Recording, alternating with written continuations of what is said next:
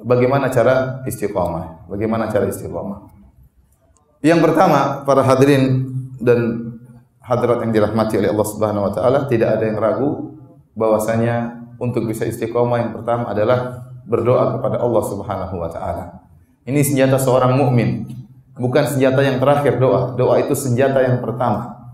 Banyak orang menjadikan doa sebagai senjata terakhir, itu salah. Doa itu senjata yang pertama. Yang lain baru nunut, baru ngikut kepada doa. Maka seorang selalu menjadikan doanya sebagai senjata utama dalam kehidupannya sehari-hari. Dan di antaranya doa yang paling agung untuk minta istiqamah adalah ihdinas siratal mustaqim.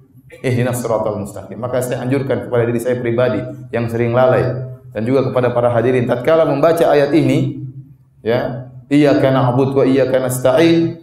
Ini kita bertawassul dengan amalan kita. Iyyaka na'budu, ya Allah, hanya kepada Engkau lah aku beribadah, ya Allah. Aku tidak beribadah kepada berhala, aku tidak beribadah kepada nabi, aku tidak beribadah kepada malaikat, aku tidak beribadah kepada wali. Hanya kepada Engkau lah aku beribadah. Ya Allah, aku selalu berusaha untuk ikhlas. Aku tidak mengharapkan pujian dari manusia, tidak mengharapkan sanjungan dari manusia. Iyyaka na'budu wa iyyaka nasta'in, hanya kepada Engkau kami mohon pertolongan. Baru kita minta ihdinas siratal mustaqim. Tunjukkanlah kami jalan yang lurus. Sering orang bertanya, Ustaz, apakah kita tatkala mengatakan tunjukkanlah kami jalan yang lurus, berarti kita belum lurus?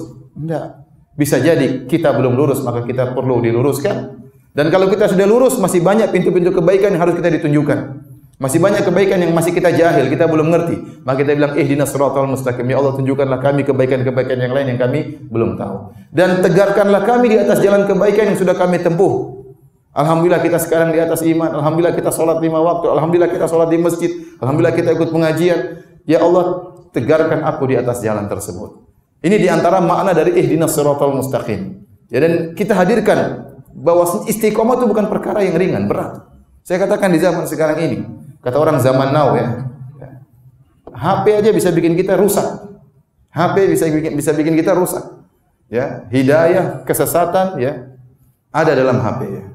Syekh Google terkadang menunjukkan kebaikan, terkadang Syekh Google menunjukkan kepada kesesatan, membuka pintu-pintu kesesatan.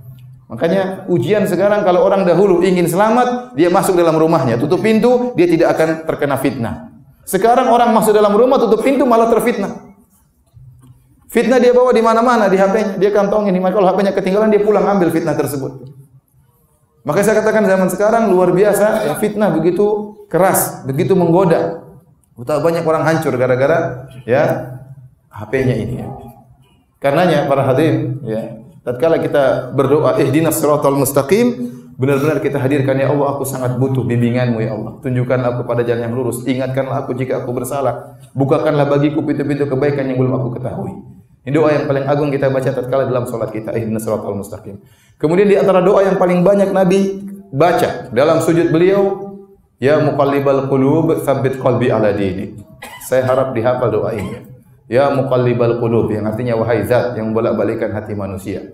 Tsabbit qalbi ala dinik. Ya Allah, tetapkanlah aku di atas ketaatan kepadamu. Tetapkanlah aku di atas ketaatan kepadamu. Ini doa yang sering dibaca oleh Nabi. Sampai ada yang bertanya, ya Rasulullah, betapa sering kau membaca doa itu? Ya muqallibal qulub, tsabbit qalbi ala dinik. Padahal Nabi SAW ya sudah jelas masuk surga, sudah jelas pintu surga tidak terbuka kecuali yang mengetuk Nabi SAW. Orang yang paling bertakwa, tapi Nabi tahu bahwasanya hatinya di tangan Allah Subhanahu wa taala. Nabi berkata, "Innal quluba baina usbu'aini min asabi'ir rahman yuqallibuha kaifa yasha." Sungguhnya hati-hati manusia berada di antara dua jemari Allah Subhanahu wa taala.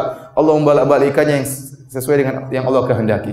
Insya'a aqamaha wa insya'a zaghaha. Kalau Allah berkehendak Allah luruskan, Allah istiqomahkan. Kalau Allah berkehendak Allah simpangkan hati tersebut. Nabi berdoa, ya muqallibal qulub, wahai pembolak-balik hati manusia, tegarkanlah hatiku di atas agama. Itu Nabi sallallahu alaihi wasallam. Bagaimana lagi dengan kita yang jauh dari keimanan Nabi sallallahu alaihi wasallam. Maka seorang ya meminta kepada Allah dengan benar-benar serius doa ini, ya Allah ya, tegarkanlah hatiku di atas agamamu ya. Dan saya harap dihafalkan doa ini ya.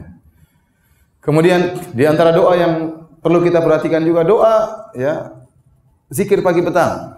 Seorang muslim berusaha untuk membiasakan diri untuk membaca zikir pagi petang. Dan tatkala dia membaca zikir pagi petang dan dalam zikir pagi petang tersebut banyak doa-doa, dia renungkan maknanya. Dia merenungkan. Karena dalam zikir pagi petang tersebut banyak permintaan agar kita dihindarkan dari godaan setan. Banyak, ya. Hampir seluruh zikir pagi petang isinya agar kita dijauhkan dari godaan. Contoh seperti zikir pagi petang sederhana, ya.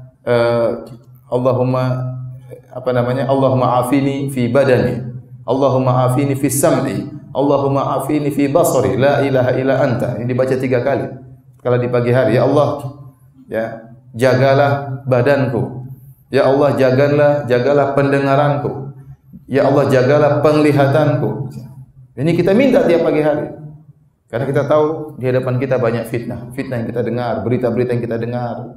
Ya, fitnah yang kita lihat, ya, aurat-aurat wanita yang kita lihat, ya. Banyak hal-hal yang haram yang kita lihat. Maka kita berdoa kepada Allah dengan benar-benar mohon kepada Allah agar Allah membimbing kita. Jadi, yang pertama adalah berdoa kepada Allah Subhanahu wa taala agar seorang bisa istiqomah. Kemudian yang kedua, agar bisa istiqomah, jangan lupa memilih teman yang benar. Cari komunitas. Seorang jangan bersendirian.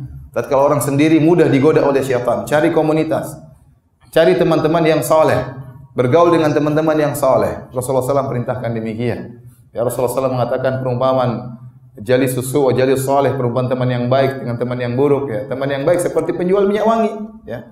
Kalau tidak dia berikan hadiah kepada kita minyak wangi, paling tidak kita mendapati cipratan wangi yang ada darinya, ya. Jadi kita berusaha cari teman yang baik. Kalau ada teman yang soleh di zaman sekarang, pegang erat-erat, ya. Jangan biarkan dia pergi sendiri, ikut sama dia.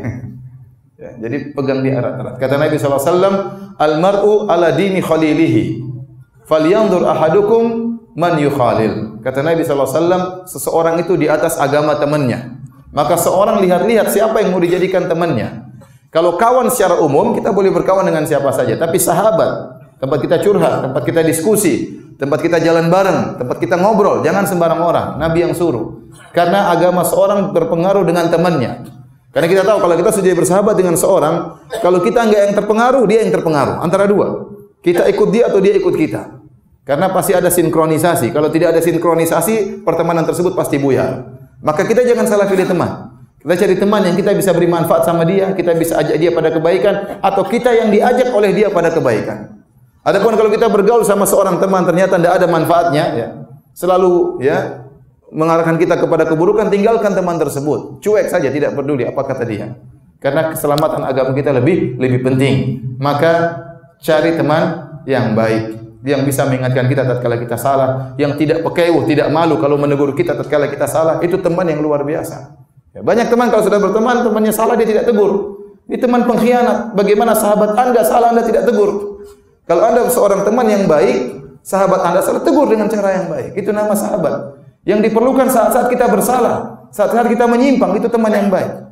Cari teman seperti itu, ya, agar kita, ya, bisa masuk dalam komunitas yang baik, dan ini sangat membantu kita istiqomah. Kalau kita salah bergaul, kita sangat mudah menyimpang dari jalan Allah Subhanahu wa taala. Kemudian di antara hal yang membantu kita untuk istiqamah yaitu sering beristighfar kepada Allah Subhanahu wa taala.